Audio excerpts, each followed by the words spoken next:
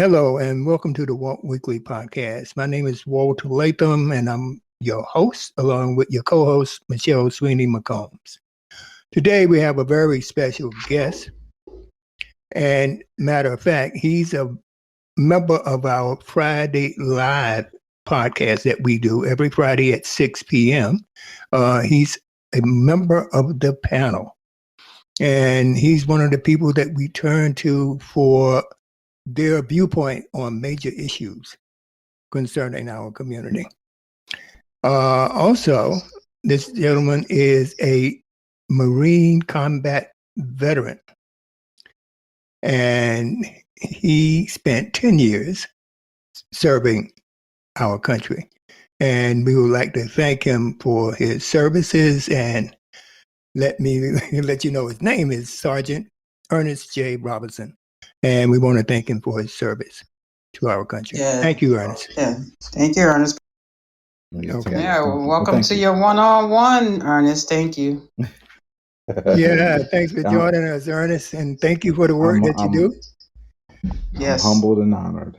Definitely. Thank you. We would like to get an understanding of your worldview, Ernest. Mm-hmm. But then let's first talk about, where you grew up.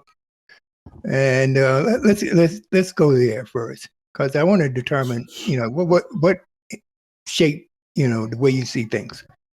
That's the objective.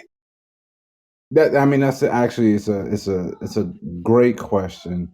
So my, who I am today is I'm a product of a grandfather who was an immigrant from the Caribbean. Who married my grandmother, who was from the South, Bertie County, which is way out in the middle of nowhere for those who are trying to figure out what Bertie County is. Those that may know some of the cities: Windsor, Williamston, in that area of North Carolina. They migrated to New York, to the Bronx, New York, where my mother was born and raised. And married my father, who was from Philadelphia. And I put that in the context because, again, when you're talking about a worldview, there are so many different things that kind of tie us all together. So I was born in New Orleans, Louisiana, lived there for a few years, moved to Jacksonville, North Carolina, based upon my father moving. My biological parents divorced. My mother remarried another Marine. And so we wound up moving to Virginia. I moved down to Beaufort, South Carolina. That's all the Low Country. For those who are from that area. Yeah. From Beaufort, Hilton Head, Savannah, Georgia area. Right. And then moved back to Virginia, where then I joined the Marine Corps at the age of 17. And left from there to go to got stationed back in North Carolina again, then to Okinawa, Japan, to California. 9/11 took place while I was in Japan. Went from there to came back, went to Iraq at the age of 20. Wow. And then so I fought in the war in 2003. That's almost 20 years ago itself now, 18 years ago now. Got stationed back in South Carolina, lived there for a little while, then moved, stationed back in Virginia, where I ended my military service. So I have experience, being overseas with different cultures. The time that I spent in Kuwait, time I spent in Iraq. When I flew back through Germany. On the way over there, we sailed across the Atlantic. I saw the coast of Morocco. We traveled through the Atlantic, the Mediterranean Sea, through the going past Egypt, around Oman, into the Indian Ocean, and then into Kuwait. Yeah. Right. No. So circumstances were a little different, Right. Yeah. Yeah. Okay, great. Yeah, but no, but when you, Church. yes, yeah. Mhm. So that's, yeah. So yeah, so that's kind of where I was just trying to, I was mentioning those things, not necessarily to talk about them in detail. I mean, obviously we can talk about them at any point in time, but it was just kind of give context to when you asked about a worldview. As far as understanding my worldview, that's kind of where it comes from, is having an appreciation for different cultures. You know what I'm saying? So again, I growing up in the South, spending my summers in New York, in the Bronx, being able to experience different music. So and I had grew up in a time, Mhm. I was born in the '80s, so I was going in a time where hip hop was taking off and things were happening. Right. And I remember Fat Joe when he came out. I remember Peter Guns when he was actually a street performer. I remember I remember Corey Guns when he was just 4 or 5 years old. Him and Lord Tariq's son was rapping for the very first time on Vice. I mean, so just but I saw the South movement. I saw clothes, and I was Right. wearing Parasuco, and so it's just Oh yeah, yeah, and yes, then when I yes. got when I got into the Wow. military, I traveled and I met people who had never met black people before. I met black people who had never met white people. I met grown men who didn't know how to tie a tie, who didn't know Wow. how to clean, who didn't know how to do certain things. And so, Mhm. and then traveling to other cultures, how we were respected in some areas of Japan. Or I was specifically stationed in Okinawa, but then Okay. like some of the disturbances that were happening there, and then so it just gave me at a very young age a very wide view that the world is much bigger than So sometimes you that we you think that it is. Yeah, go yeah, ahead. so you had a chance to see that to see the world different from being on the U.S. soil. So you had a chance to see a difference. Hmm. Because the one thing I noticed Yes. is that when I was traveling, is that you miss America. You don't miss it until it's not there. That's one thing I can say about this Mm. country. You don't miss it until it's not there. When you cut the lights on, when you hit the switch to cut the lights on here, the lights go on. If you pay your bill, by the way. Now, don't get me wrong. But in certain Right. countries, you can go without lights for days. So Right. just by going to Yeah. other countries, like you said, you get a different. It gives you what's the word I'm looking A for? deeper It gives you a appreciation. different, yeah, different, exactly. It could be A the deeper pro or appreciation. con Yeah. depending on who Yeah. you Yeah. are. Yeah. Okay. Yeah, I mean, it's yeah, absolutely. I mean, even that, just women's rights is a huge difference. When you're talking about being in the Middle East. Right. But just like you said, but lights, water, food. I mean, we went days without a shower. I mean, we Mm. washed up in different ways, but we days without weeks without a home, with actual cooked food. We ate a lot of MREs, and so you grow to appreciate what you do have, while Right. you having it. So it's one of those things for me. Like now I just appreciate people, appreciate Mhm. life, um, a lot different. And thinking I was able to gain that appreciation early on. Okay. I understand. Yeah. All right. Now, another question now. I know you traveled, but let's go back a little bit more. Hmm. What's your alma mater? What college did you go to? Oh, so yeah. So actually, so during my closer towards my end of my military career, I went to college to play college ball just so I can make it to the NFL. I did make it to the Football NFL. player. Yeah. Okay. Oh, Yeah, wow. I That's did. I did. interesting. Yeah, I did some pro days. I did some combines. I was actually scouted by the Eagles. And I don't have a favorite team. Whoever was going to sign me was going to be my favorite team. So go whoever. I was gonna ask. Yeah. Yeah, nah. Yeah, good try. let But me let me let me guess, go ahead. Ernest. Let me guess.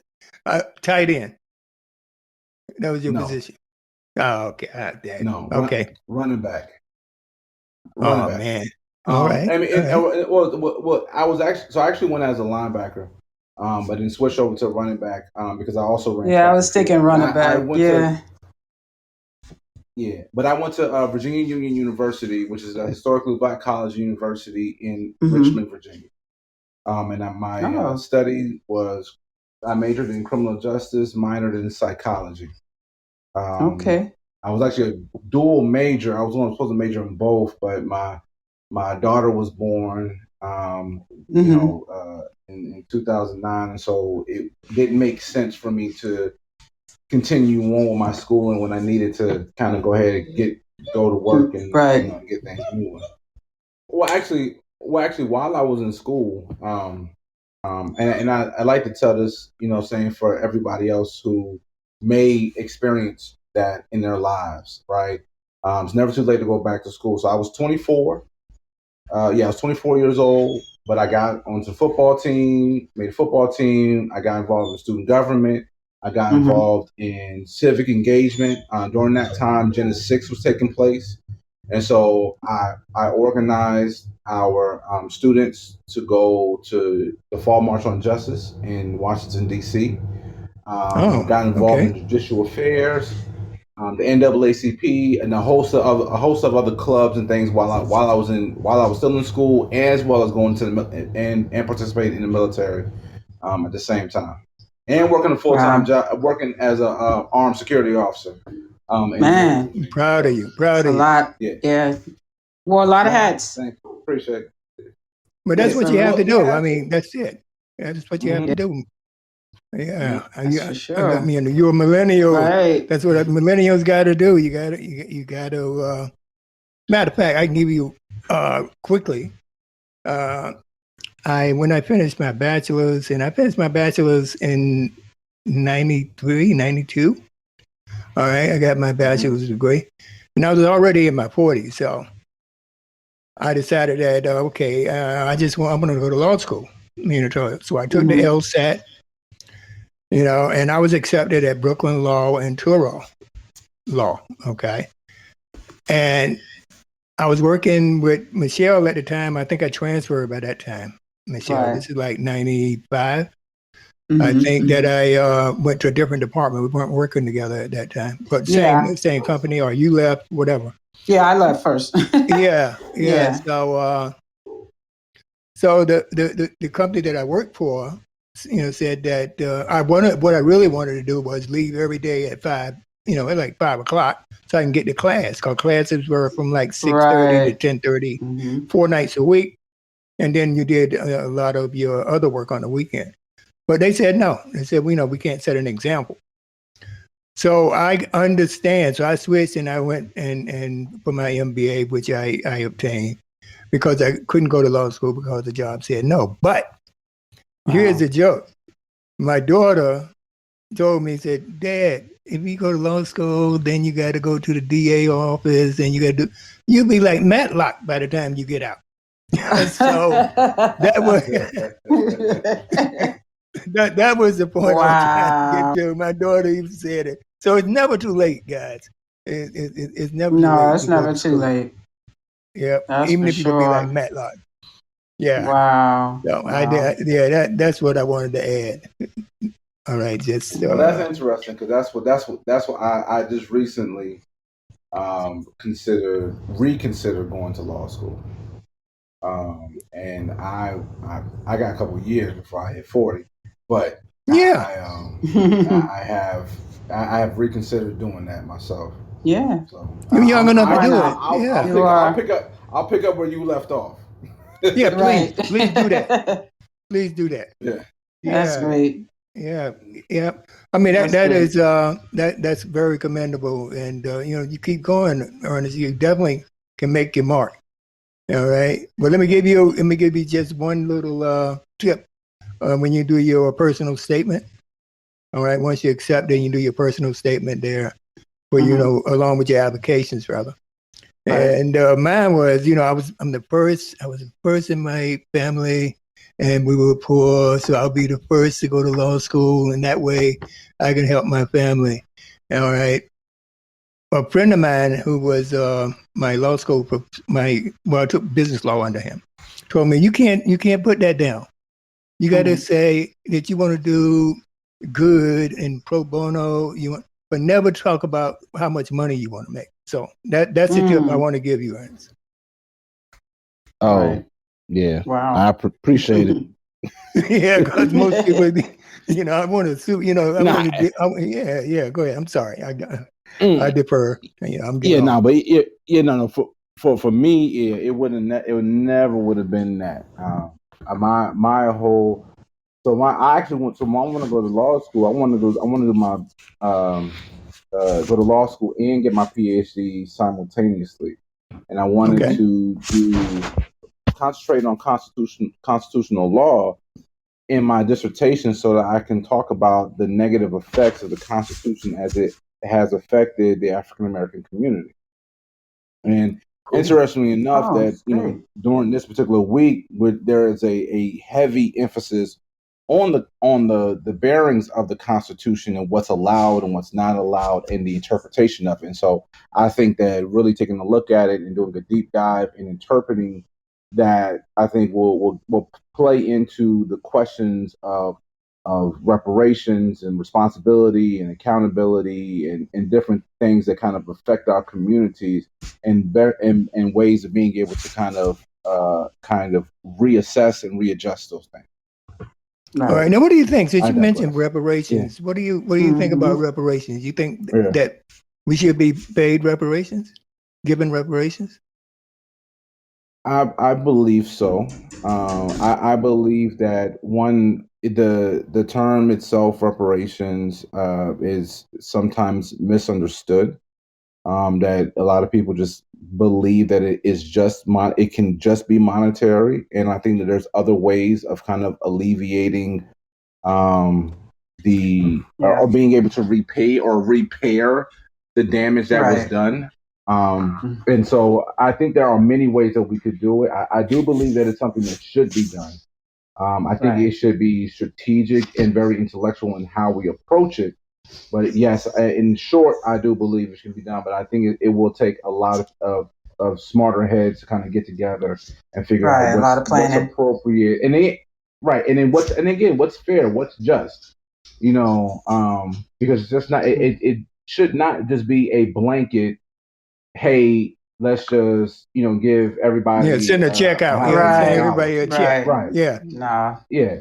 But at the same time, I don't believe like it shouldn't be restricted because your family has done well, right? So at the same time, just because you happen to have just quote unquote pull yourself by the bootstraps and you're doing well, that you should be eliminated from it, and it should only go to those who are the poorest of the poor. And I don't think that's fair or just either, because again, but anyway, I think that in itself can be another topic that we can talk about on the Walt Week. All right. Okay. There's some stuff out there. You may want to go back to the archives, but I did one on reparations. He did. I'm just saying an additional one. Yeah. I got you. Yeah, but we need to do a new one. Yeah, I just want to. With a panel. Yeah, exactly. I want Joe Biden to settle in before we start, getting with that. Yeah. Right. So, but anyway, when you left the military, and how was transition back to your civilian life? Was that just a smooth transition, or? For me, so I grew up in a military family, right? And so my grandfather served, my father served, my stepdad served, cousins, uncles, I served. So to me, it was, I guess it was smooth in a sense. There were some things that I really didn't know.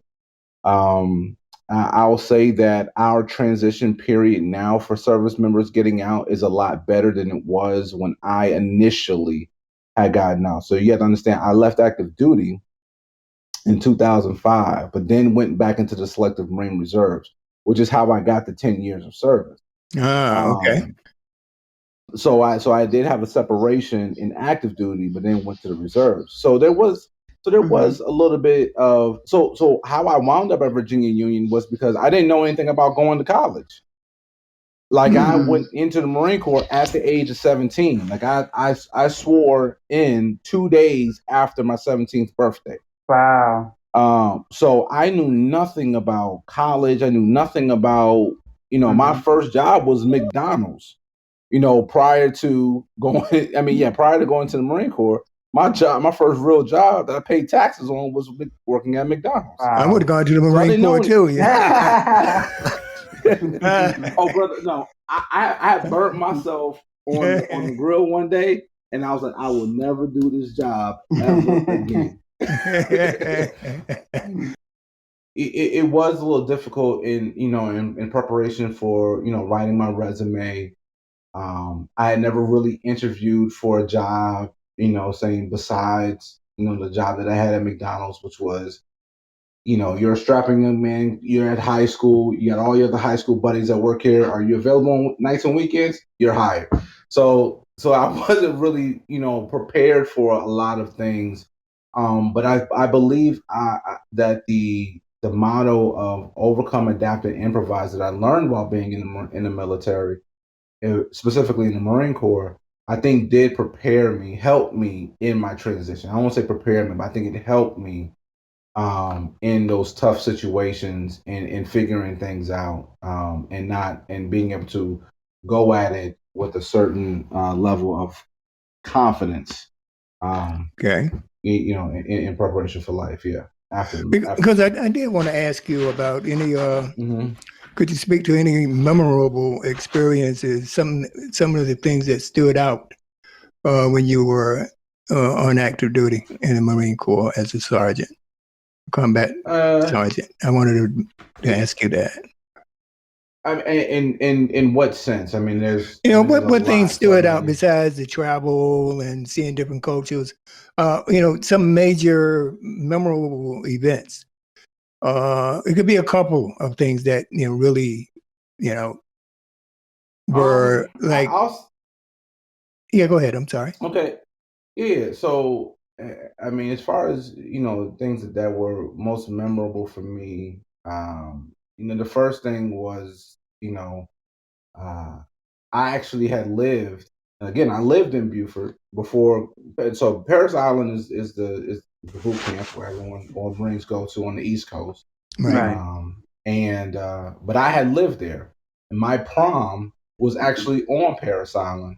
And then a couple months later, then I'm there. So that in itself was just wow. Because while we're on the bus and we're getting off, I'm like, yo, my prom was right over here. I went to the high school right over here, and that part was different. But one thing that stuck out to most of me was when I became the honor graduate.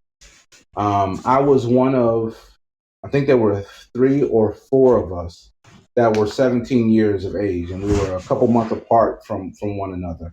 The oldest person in my platoon was 29 years old, and then there was one recruit who had served 7 years in the Navy, and in one particular day, like we're forming day like 3. We haven't even gotten to training day 1 yet, so we're like on forming day 2 or 3, and they picked leaders. And he was the guide, so he was the main leader of the platoon, and there was 4 squad leaders, and I was one of the squad leaders. I raised my hand to be one of the leaders. Okay. And then on day 3, on forming day 3, so again, mind you, we're not even on training day 1 yet. He quits. He says, I don't want to be the guy. I don't want to be the guy. I don't want to be the leader. I just want to concentrate on being a regular recruit. And so my senior drill instructor at the time had asked, well, who wants to be the guide? And I raised my hand. And from that day all the way through boot camp, I remained as a leader and graduated as the honor graduate. And so that's one thing that had kind of stuck out. That's great. You were destined to be a leader. It was one prior to that, my stepdad, my dad had told me that I didn't have the heart to become a Marine. And Wow. So you had that, okay. The glove was thrown yeah, down. Something had, Okay. had to prove I had something. to, I had every day was being able to prove that. Another Not thing easy obviously being a was Marine, though. You know that isn't that like the toughest uh, military? Like it it's very hard to be a Marine. we're the few and the proud for a reason. We Right. do have the toughest boot camp. Mm-hmm. It's one of the longest boot camp that there is. When you go Wow. through Marine Corps boot camp, and you once you serve in the Marine Corps, within the first 3 years, if you decide to go to any other branch of service, you don't have to go through their boot camp. Oh, Okay. wow. Any Okay. branch of service that leaves their service, Mm-hmm. any other branch outside the Marine Corps, they have to go through the Marine Corps, which is why there was one had served 7 years in the Navy, another one had served like 4 or 5 years Right. in Special Forces in the Army, and he still had to go through boot camp, Wow. Marine Corps boot camp, before becoming a Marine. So it is one of the hardest and toughest, and that's for male and female. Mm-hmm. Yeah. Because we have a lot of women that are down there and are just as tough as nails. That go through a very rigorous training. So it's one of the things I that kind of stuck out. I mean, the obviously 9/11 when I was in Okinawa. I was 20 years old when I was in Iraq when I fought in combat. Oh, wow. Um, so but it's one of those things too that kind of, and again goes back to the question that Walt had asked initially about my understanding of the worldview. It's one of those things where I don't place a lot of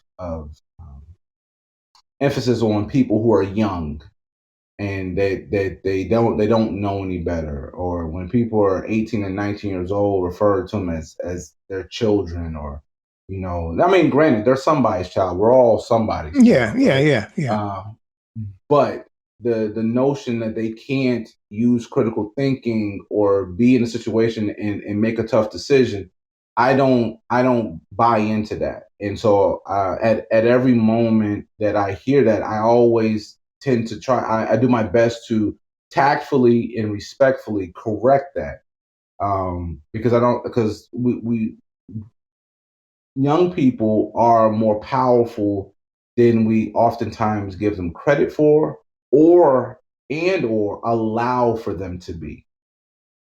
And Okay. Now so That's explain that. true. Now I didn't understand that. So what you are you saying that we the conclusions or beliefs of young people should be, how would you say, should we ignore it, and or are they wise and we should listen to what they're saying? And no. I mean, no. I think anyone should be corrected if they are, if something is wrong. But I think like we take like people like some young people who may be doing the wrong thing, or like, oh, they're just being young. They're Right. just being young folks. That's what young people do. And no, that's not what young people do, because they're still adults. And at the age of, and again, I went in the Marine Corps at 17. I carried Right. a rifle at the age of 17. I graduated boot camp. I was a United States Marine at 17. I didn't turn 18 until I was in combat training, in another program, Wow. right?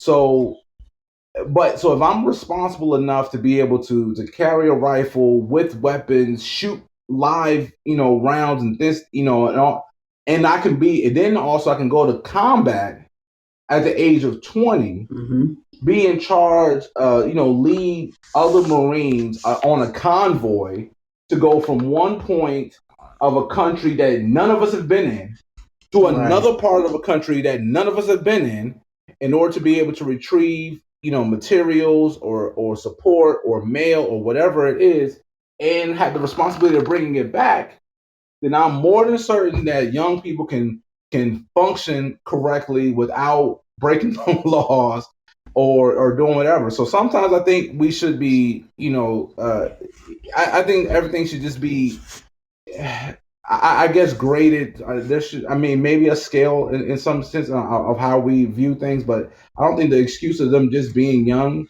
or people just being old or whatever is an excuse for ill behaviors. Okay, I agree with that. I agree with Yeah. that. Yeah. I think that what I was trying to get at is that I mean I can take for example my youngest son. Okay, he's around your age now. You know, y'all guys about the same age. Anyway, I remember maybe when he was 20, 21. You know, he was strong believer. He was, you know, into politics and this and that. And I had some positions that I took, and he said, I don't believe that, you know, and I can tell you, he called me a racist, believe it or not.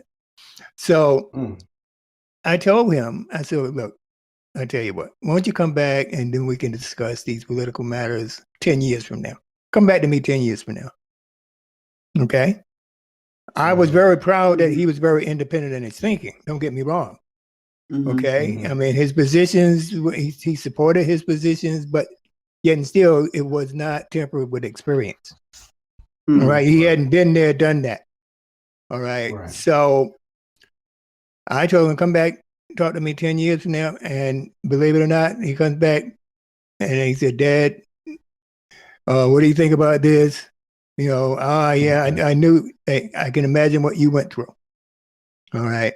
So that's the way I see the belief system of a lot of young people is that they haven't experienced certain things. You know, they draw conclusions from, you know, their contemporaries who don't know anything either.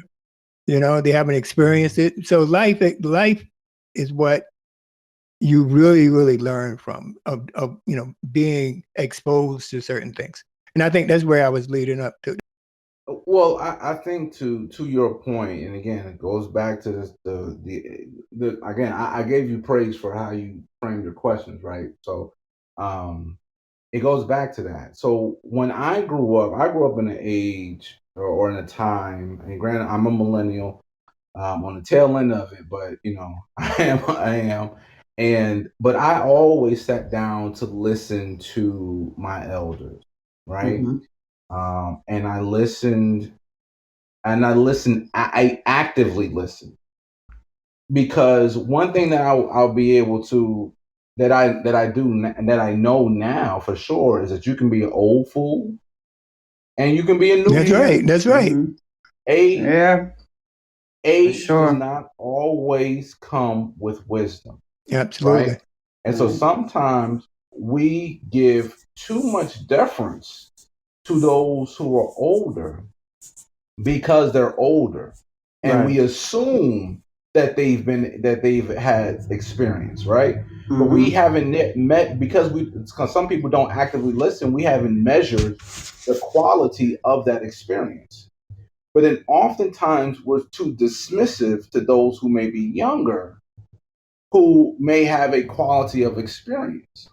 So there are some things that we can definitely learn, and so I think that's where, again, the old fool and the new fool kind of, you know, bump heads, is because neither one are listening to one another. Exactly. Yeah, You know, I agree. to figure out, you know, so yeah, so I think that I'm glad it worked out for you and your son.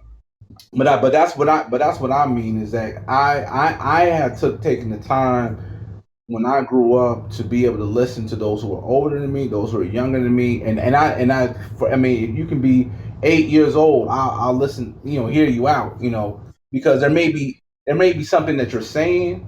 You may not be saying it all the way, but because I am experienced, I can maybe put the two of them together, right? And there may be something that someone's saying that's older than me that it don't really sound, but maybe this is what they meant, okay, and we can put it together. But I think we just all need to actively listen to one another, and then also correct one another too. And I think that's one of the good things about, you know, what you did was, you know, hey, maybe we don't need to discuss this out, because what good does it mean to prove that I'm right? Right. So there's a saying that you can give up your right for someone else's wrong. So I don't have to prove that I'm right to you. I'll give up the fight of proving that I'm right. Come back and let's have a discussion, and let's work the whole situation out. And I think that if we did more of that in in our society, in our communities, that we would, that we may be able to get a lot further. Right, right. Well, I have a quick question. It's not on the other Sure, questions, but growing sure. up as a kid, I know you had military background with your grandfather, your father, your stepdad, Uh-huh. but was that something Uh-huh. that you thought about doing? Like you never had dreams of being anything else other than going straight into the military, or the job at McDonald's is what flipped you to go to the military? You know No. what I mean? Like, did Um, you, most kids have dreams to be, they're not thinking about the military. They're thinking about having other dreams and aspirations. That's pretty mm, young, to go uh, into the military. so I'm gonna tell you what happened. So, no, so to answer your question in short, no, I didn't have Mm-hmm. anything. That Marine Corps was what I wanted to do, Okay. and I came up, and that I was convicted at the age of 13.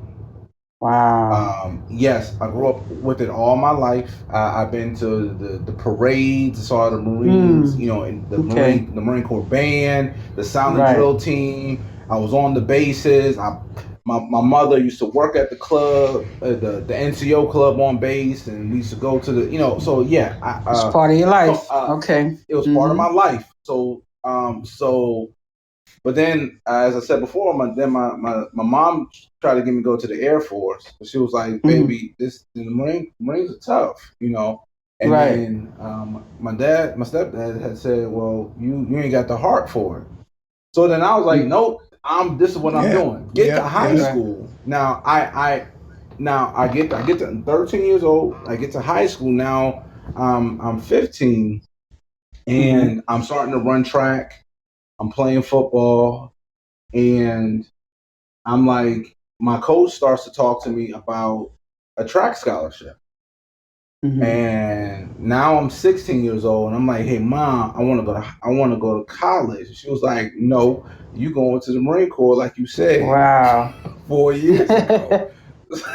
So Wow. to me, it was no longer even an option. I took it off the table for myself. I mean, because respectfully, they would have saved for me to go to school. They would have Right. helped me to be able to take on Mm-hmm. Mm-hmm. that responsibility of going. And so Right. when I took it off the table, that's what happened. Oh, wow. Okay, all right, Wow. Yeah. okay. So now, for the last five Hmm. years, and we're gonna shift gears here. All right, and we're Okay. gonna move on to the Sure, sure. political spectrum. All right, for the last five Uh-huh. years, notwithstanding 2020, all right, I mean, last year is, what do you think of racial relations in this country that serve?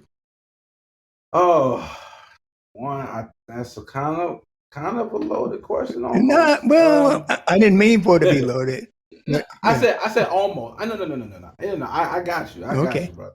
No, no, no. I think that the racial relations are are I think they're good, and the reason I say they're good, I mean they're bad, but it's good because we're able to see everybody now. I think there's a lot of, I mean, there was a whole lot of people over the past, maybe 15 years. It's been very, very covert about their level of hatred or racism and or ignorance. And I won't blanket everyone as a racist. Some people are just completely right? just They ignorant. don't know any better, right? And right, don't know Right. no better. And Right. that's black and white Right. people. That's black and white people that are that way. Definitely. Right? But I think that over the past, I mean, granted, notwithstanding 2020, but I think, including 2020, 2019, I think, I mean, actually, even back to 2016, really, during the election time frame, a lot of people got exposed, and a lot more people, and it's happening and more into the military,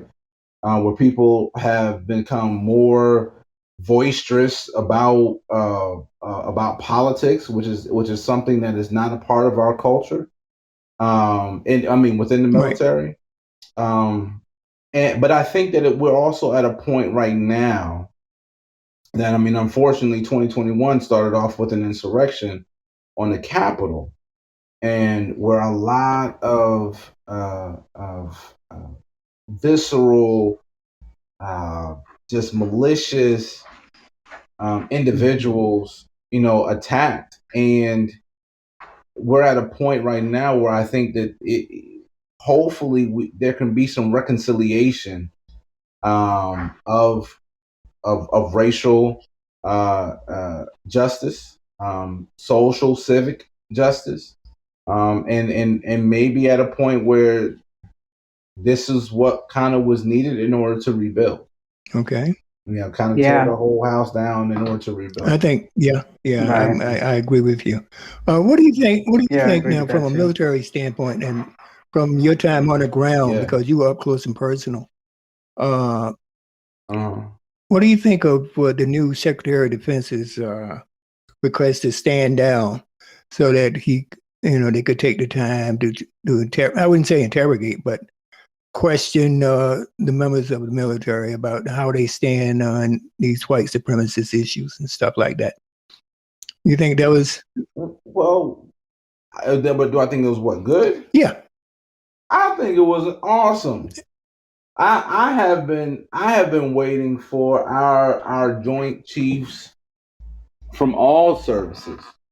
So from the Rear Admirals in the Navy to the 4-stars in the Marine Corps, the Air Force and the Marine Corps to and the Rear Admirals in the Coast Guard as well, to step up and being able to denounce a lot of the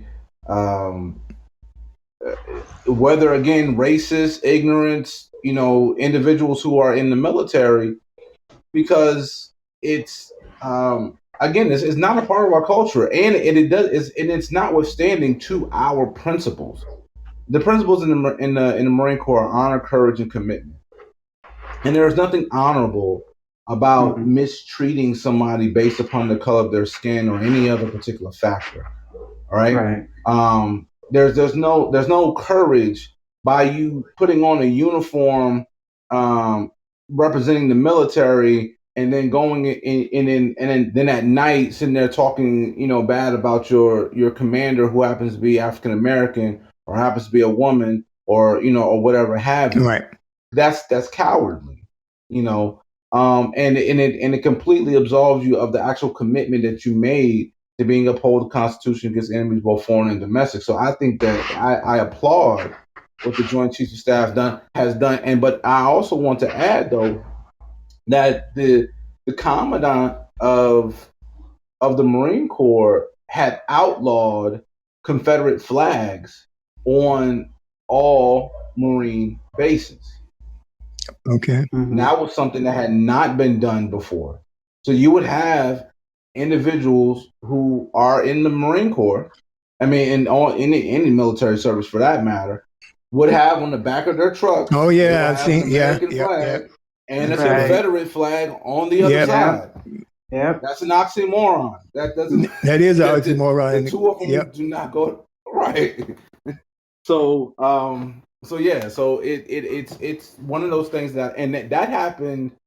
I want to say last year, no, the year before last. I think I want to say 2018, 2019 is when the Commandant of the Marine Corps had started that, had made that outlawed that on military installations, on Marine Corps installations, excuse me, because he doesn't have control of everything. So I think that they're moving in the right direction and standing on the right side of history. Okay. Right. But you know why I asked that question, and what bothers me is as they go through this process of the stand down and the questioning, trying to gauge who's who and their belief system, is that back during the Civil War, I believe they went through something similar. I wouldn't call it a stand down, but everybody and take General Lee and General Grant. They went to the academy, all right, together. And then when you had this situation, with the Civil War, they both went two different directions. Do you see anything like that happening in the military where these guys said, look, I believe in white supremacy. I believe this is a white country, so therefore, do you see anything like that happening? Because there was some news out today that on some Navy ships, there were some nooses that were hung on a number Mhm. of naval ships. So, do you see anything like Mhm. that coming down the line? I don't. I can't say for certain no, because we just watched thousands of individuals who some were active duty, some were in the reserves, some were retired, attack the Capitol. Individuals, and there were some who supported it but didn't physically go. And I think part of the stand down will probably reveal a lot of that. But I can't say, I don't have the feeling that we're going to go into a civil war. I don't think it's going to come to that extent right now. I do believe there's a lot of people who are going to hold on to their beliefs for whatever particular reason that they choose to do so. Yeah, I think if Trump, Um, if they would have overturned the election, it might have been a civil war, in my opinion. I think it was leading to that. well, It was leading to it. it was leading to it, but I don't think that it would have been. So here's the thing: I don't think that for those who wanted Joe Biden and Kamala Harris to be president and vice president of the United States, I don't see that those that supported them would have come out in full regalia. Or not regalia, but full tactical armor and started a war. The individuals who wanted to fight were there. The individuals who wanted to have the war were there. So if they got their way, they wouldn't have fought anymore. Now, what I do believe would have made a serious impact on whether or not if a military war would have started would have been if any of those elected officials were seriously harmed. And that in itself would have started, and then that would have been so the issue would have been that the United States military would have fought against all of those individuals who were there present at the Capitol, right? And that's who they would have to fight against. It would be all those if it's 75 million, whatever that support the insurrection and all that other stuff, it would have been them having to fight against the United States military, which now for the joint chief who's sitting there saying, okay, well, if we had to go into this war against these individuals who wanted to support this insurrection, how many enemies do we have beyond the lines right now? Right. And so let me look at that to evaluate that, because the question that you're asking is probable. Not that it's impossible, but it's probable. And so if it came to that, what do I need to do as the joint chief over all of these services to sit there and purge our uniform ranks? I agree. I mean, it's only risk mitigation. That's what it is. You have to weigh the risk. That's a good question, Michelle. It was. Well, she's on point, no doubt. We've been talking about his military. I think we need to move into his other gifts that he has, if you don't mind. Oh, no. You go ahead. Sure. Go right ahead. Yeah. I want to hear a little more about your motivational speaking. Why did you choose that career path? Well, one, it's one of the things. I don't know if it's necessarily if I consider myself a motivational speaker. I like to think of myself as a teacher, an instructor, an inspirer, educator, an educator, right? More than anything else. And I think that hopefully I'm able to make a connection with people And I think that, again, going back to that initial question about, my worldview and how I feel connected to everybody. Like I living in different areas, growing up with different people, it kind of put me in a space where I wanted to make sure I connected and connected with them to get them the resources that they needed. So one of the things that got me started was it was in college, and in 2007, one, I'll start briefly. So in the Marine Corps, we do small unit leadership, right? So we learn from the inception of being in boot camp about how to lead others. And so that was something that was ingrained into me very early on. Again, 17 years old, so I'm like a sponge, just soaking up all these different things and these different experiences. I move along. I become a martial arts instructor. I start teaching other people how to do things, etc. No way. I did martial arts too. That's awesome. Yeah. Well, it was a combat martial arts that's designed specifically for us. But I won't mess with you, Michelle. I won't mess with you. I'll defer. Yeah, defer on that one. You can ask Steve and Greg. Yeah. They can vouch for me. I got you. But what happened was in 2007, Gen 6 had taken place, and for those in the audience who may be listening who don't remember, down in Jenna, Louisiana, there was this tree that the black people couldn't sit down in front of, and a group of black kids had sat down, got in a fight. They went to jail. The white kids didn't, and so there was this big push. And so by this time I'm at Virginia Union University, again in HBCU. And at this HBCU, I don't hear the conversations that I think that we should be having.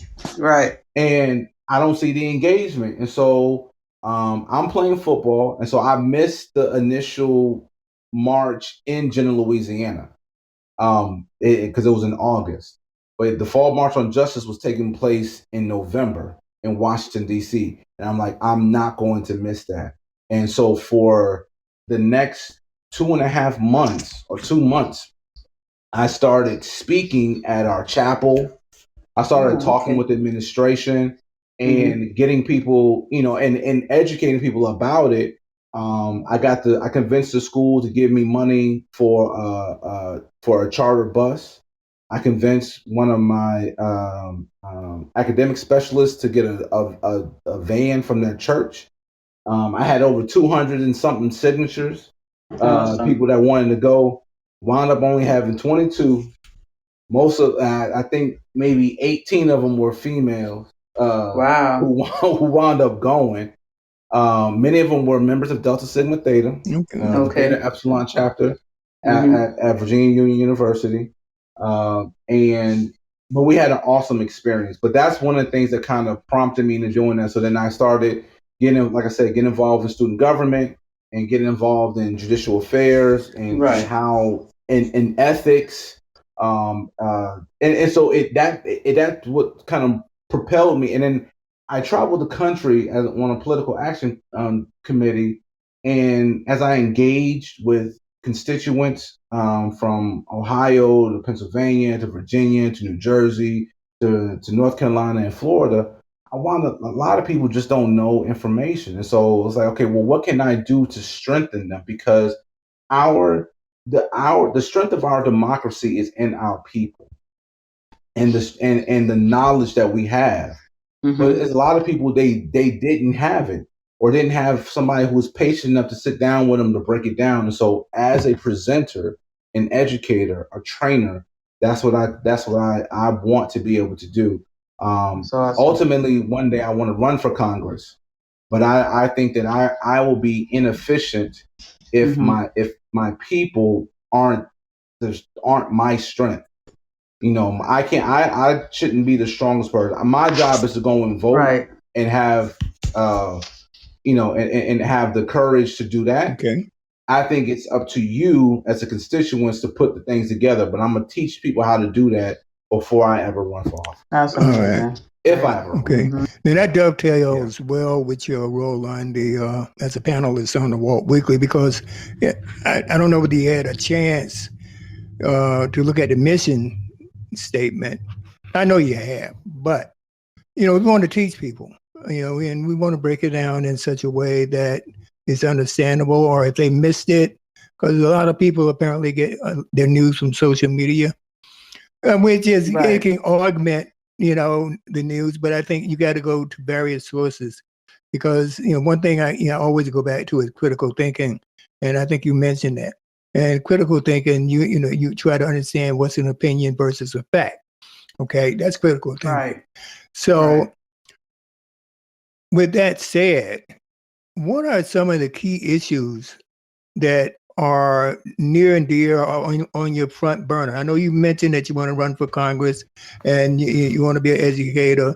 Are there any other major issues or something that you didn't mention that are near and dear to your heart? Wow. I mean, a couple of things are some of the social economical issues that are happening within our communities. And I think a part of that can be solved through the reparations that we kind of briefly touched on.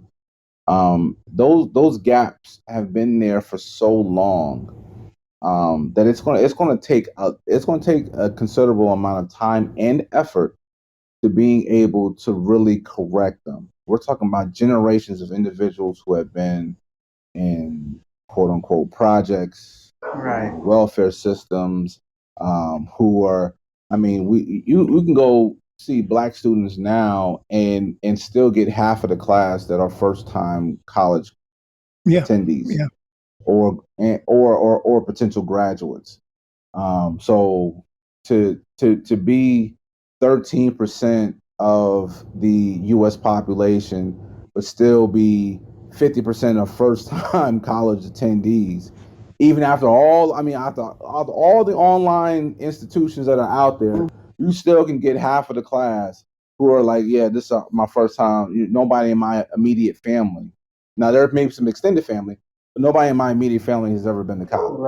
Right. And so those things are near and dear to me. Generational wealth is a part of that. Being able to create it, being able to be self-sufficient, and not in no way suggesting that we're going to be separatists or that's the first thing that I thought about. No, nothing to that. But it's one of those things like how can you sustain your own within your own community?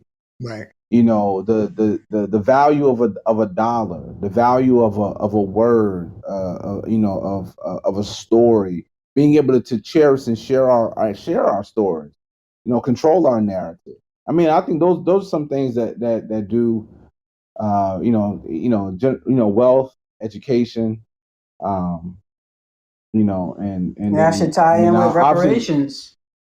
Yeah, and then with reparations, it should be generational wealth. It should be education with reparations. We need to be taught in our community how to control our finances. We need education. That should be number one. Yes. We need land, property, and reparations. I just feel like it should not just be a monetary thing. Definitely. Right. Absolutely. But I think that having those in place will quell a lot of the violence that is there. Because you can remove the need for it. But that in itself, I think is such a convoluted, complex issue, as it pertains to why violence exists. Poverty and drugs, and you're in poverty, and those things. And so there's a lot of that we can definitely get into the weeds of all those different things. I'll rephrase that. We can get into the trenches. When discussing some of those things. But those some issues that I think that over time that if we, the belief of each one teach one, and in having the love, affection, and patience for one another, Definitely. I think we can definitely solve a lot of those problems. Definitely. Takes a village. There you go. There you go. Yeah. But we have to rebuild the village. We have to rebuild the village. Yeah, Oh, we yeah. definitely, yeah, We definitely do. You have Okay. villages like I Yeah. had, that's for sure. Yeah. Okay, Ernest. Sergeant, I appreciate you coming on and sharing these thoughts with us No and your problem. history. And yeah, only thing I can say is that, I'm very proud of you, what you've done, and where you're going. Definitely. All right. And, I'm glad you're part of the Walt Weekly podcast. I just have to shout that out, Definitely. because when it gets those legal things and laws and things of that nature, you're the man, Right. Very Yeah, you're knowledgeable. extremely We appreciate knowledgeable, that. and I'm proud of you because you're the same age as my son. Just like I tell my son, I'm proud of him. I'm proud of you. My son's friends, Right. he's a colonel in the Marines. I tell him the same thing. They all the same age as you. So, with that, I just want to thank you for what you do, what you bring to the table. I want to thank you also for taking the time to do this interview with Michelle and I. And, Yes. it's about time.